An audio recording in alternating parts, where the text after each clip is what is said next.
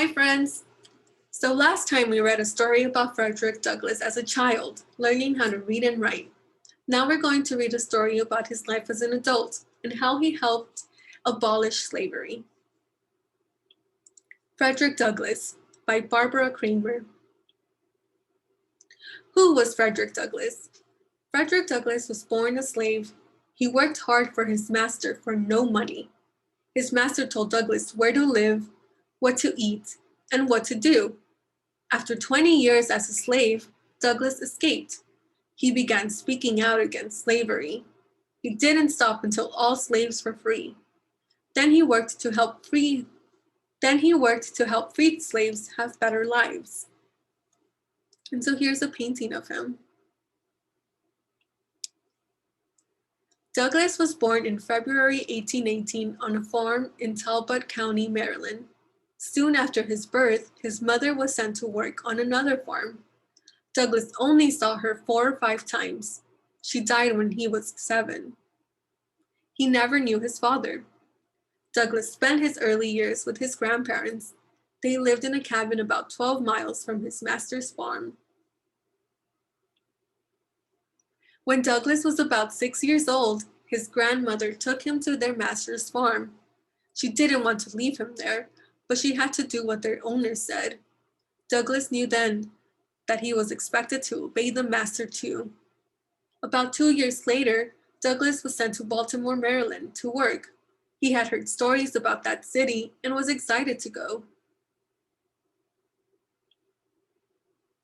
In the 1820s, growing up as a slave was very different from growing up as a child who was free. Slaves could not go to school. They could not travel without their owners. They had no rights, and they didn't have any freedom. Learning to read. In Baltimore, Douglass worked for Hugh Auld and his wife. He took care of their young son and ran errands.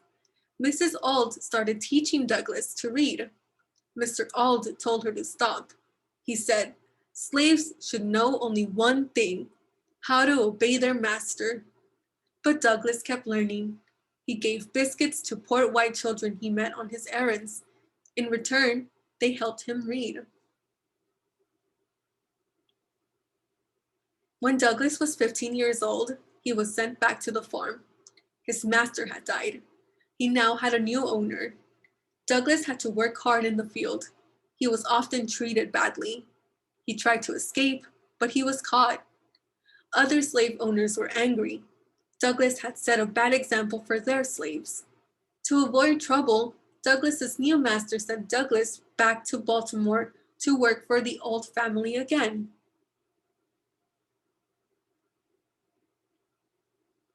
And here's a fun fact. When Douglass was working as a field slave, he held secret classes to teach other slaves to read. In Baltimore, Douglass met free Black people. He fell in love with a free Black woman named Anna Murray. More than ever, he wanted to be free. On September 3, 1838, he tried to escape again. He headed north by boat and train. If he were caught, he might be killed or sold. But he made it to New York, a free state. He sent for Anna and they got married.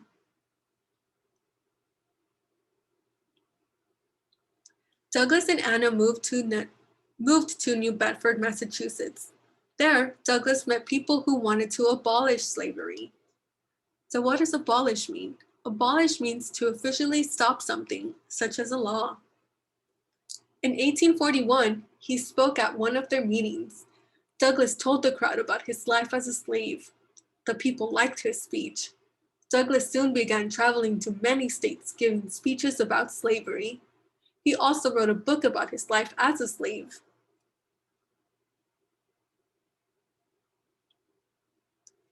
Douglass had escaped, but he was still a slave. Soon he became well known for his speeches and his book.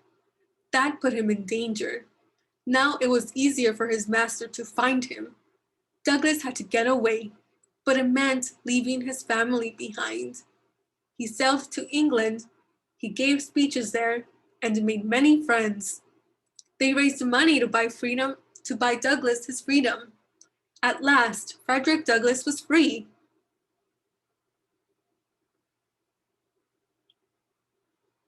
And so here are some cool facts about Frederick Douglass.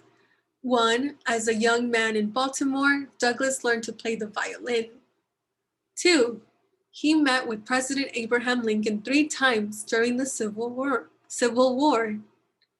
3. Douglass became active in the Underground Railroad in his home in Rochester, New York.